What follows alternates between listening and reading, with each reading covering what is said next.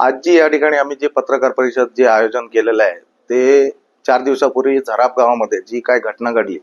एक पर्यटक आणि हॉटेल व्यावसायिक त्याच्यातून जे काय गोष्टी वेगवेगळ्या प्रसार माध्यमातून बाहेर यायला लागल्या आणि जे त्या हॉटेल त्यांच्या प्रकरणाशी आमच्या गावातील त्यांच्याशी काहीही संबंध नाहीये आणि त्या जी घटना घडली त्याचा आम्ही गावाच्या वतीने त्याचा निषेधच करतो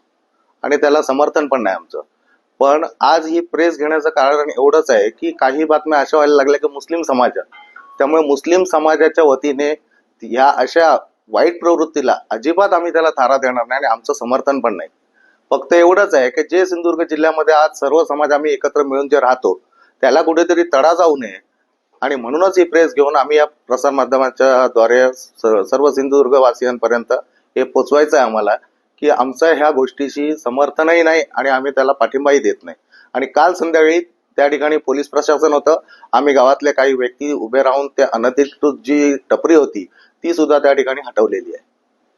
आमच्यावर कुठल्याही राजकीय पक्षाचा दबाव नाही किंवा आम्ही कोणाला संपर्क केलेला नाही. फक्त काय की आमच्या मुस्लिम समाजाचं नाव कुठेतरी बदनाम होऊ नये आणि त्याला वेगळं वळण मिळू नये त्याच्यासाठी आम्ही हे प्रसार माध्यमातून प्रत्येक व्यक्तीपर्यंत पोहोचवण्याचा प्रयत्न करतोय.